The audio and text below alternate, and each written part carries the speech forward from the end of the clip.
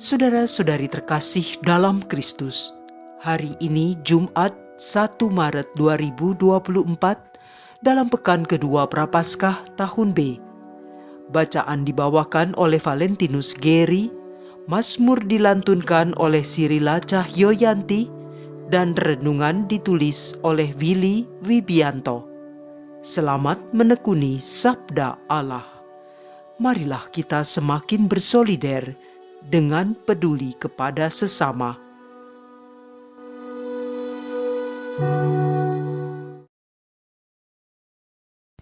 Dalam nama Bapa dan Putra dan Roh Kudus. Amin.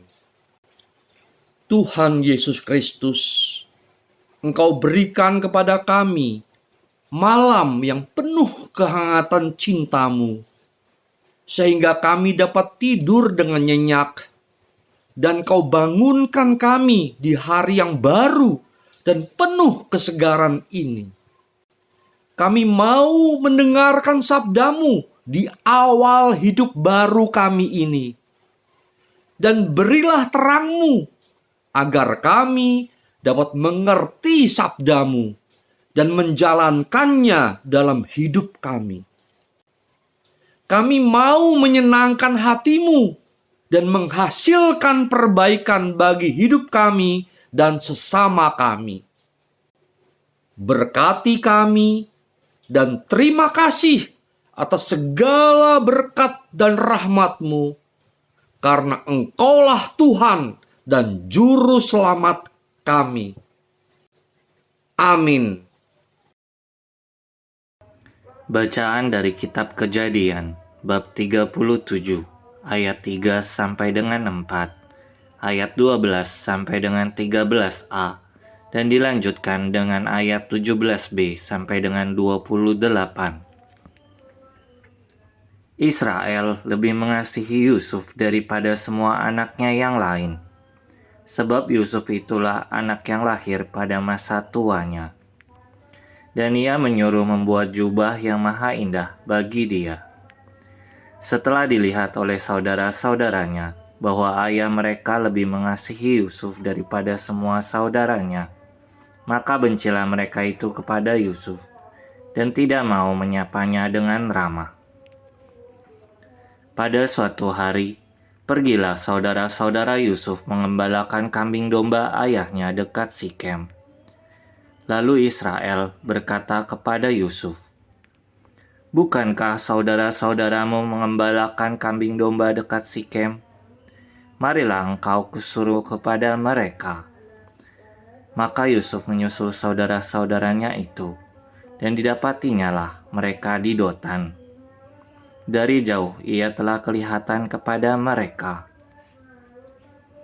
Tetapi sebelum ia dekat pada mereka, mereka telah bermufakat mencari daya upaya untuk membunuhnya. Kata mereka seorang kepada yang lain, "Lihat, tukang mimpi kita itu datang. Sekarang marilah kita bunuh dia dan kita lemparkan ke dalam salah satu sumur ini. Lalu kita katakan, seekor binatang buas telah menerkamnya. Dan kita akan lihat nanti bagaimana jadinya dengan mimpinya itu." Ketika Ruben mendengar hal ini, ia ingin melepaskan Yusuf dari tangan mereka. Sebab itu kata Ruben, "Janganlah kita bunuh dia." Lagi kata Ruben kepada mereka, "Janganlah tumpahkan darah. Lemparkan saja dia ke dalam sumur yang ada di padang gurun ini, tetapi janganlah apa-apakan dia." Maksud Ruben, ia hendak melepaskan Yusuf dari tangan mereka dan membawanya kembali kepada ayahnya. Baru saja Yusuf sampai pada saudara-saudaranya, mereka pun menanggalkan jubah Yusuf, jubah maha indah yang dipakainya itu. Lalu mereka membawa dia dan melemparkan dia ke dalam sumur. Sumur itu kosong, tidak berair. Kemudian duduklah mereka untuk makan. Ketika mereka mengangkat muka, kelihatanlah kepada mereka suatu kafilah orang Ismail yang datang dari Gilead, dengan untanya yang membawa damar, balsam, dan damar ladam. mereka sedang dalam perjalanan mengangkut barang-barang itu ke Mesir. Lalu kata Yehuda kepada saudara-saudaranya itu, "Apakah untungnya kita membunuh adik kita itu dan menyembunyikan darahnya? Marilah kita jual dia kepada orang Ismail ini. Tetapi janganlah kita apa-apakan dia, karena ia saudara kita, darah daging kita." Dan saudara-saudaranya pun mendengarkan perkataannya itu. Ketika saudagar-saudagar Midian itu lewat, Yusuf diangkat ke atas dari dalam sumur itu, kemudian dijual kepada orang Ismail itu dengan harga 20 sikal perak. Lalu Yusuf dibawa mereka ke Mesir. Demikianlah sabda Tuhan.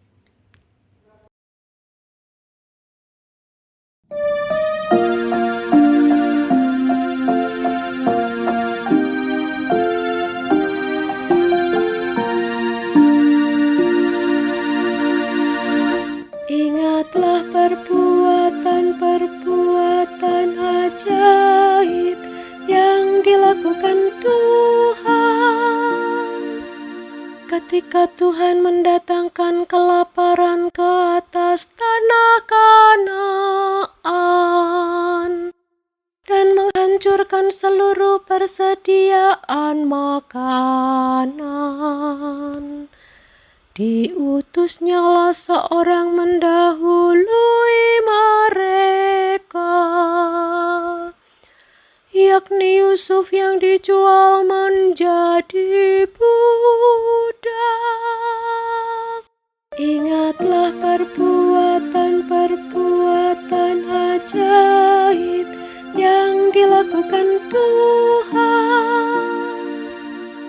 Kakinya diborgol dengan belenggu, lehernya dirantai dengan besi, sampai terpenuhilah nubuatnya. Dan firman Tuhan membenarkan dia.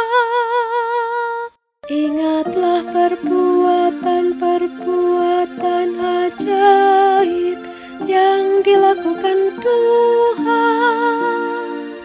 Raja menyuruh melepaskan dia.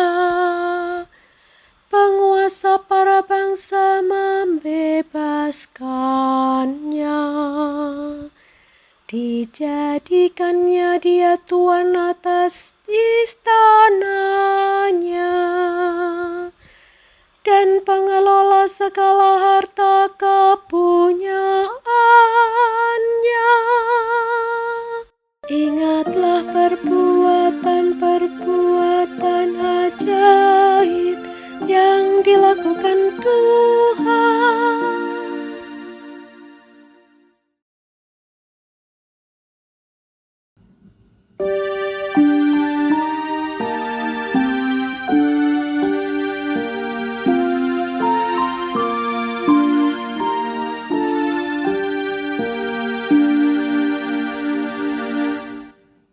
Terpujilah Kristus Tuhan, Raja mulia dan kekal.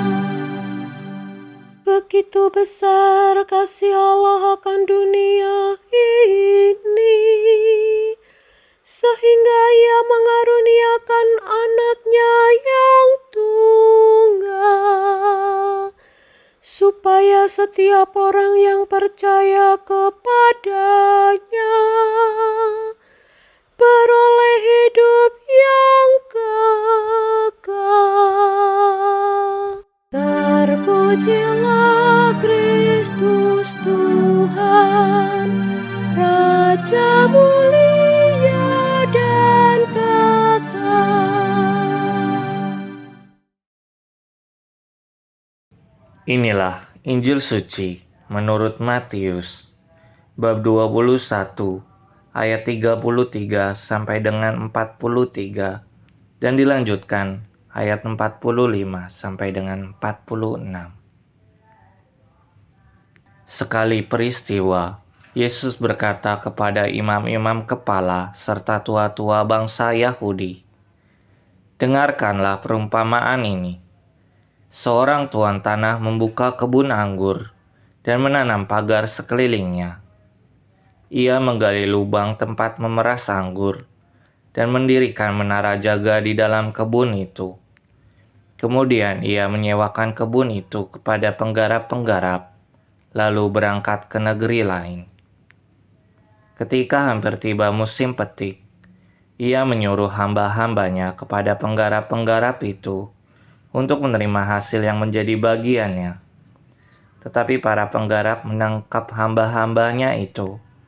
Yang seorang mereka pukul, yang lain mereka bunuh, dan yang lain lagi mereka lempari dengan batu.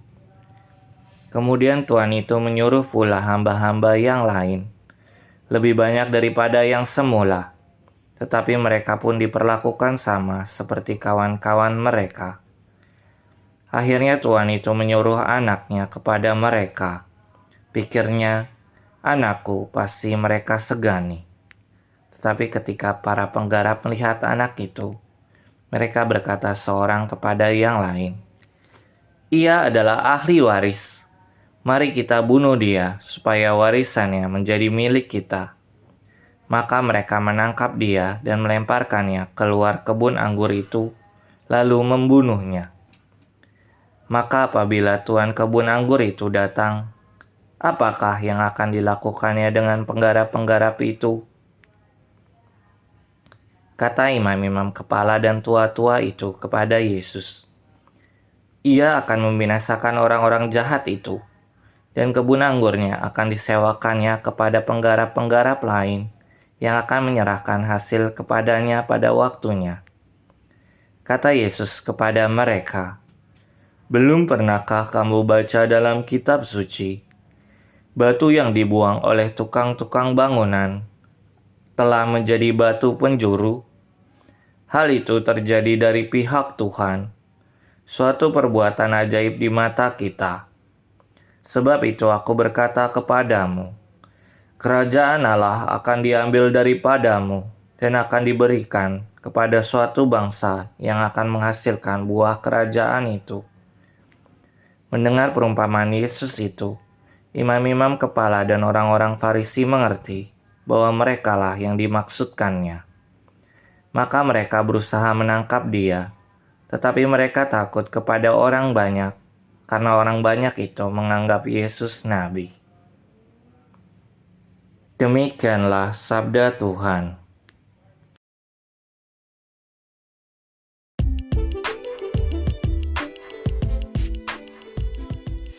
Bertobat, percaya, dan melakukannya. Renungan dibawakan oleh Willy Wibianto.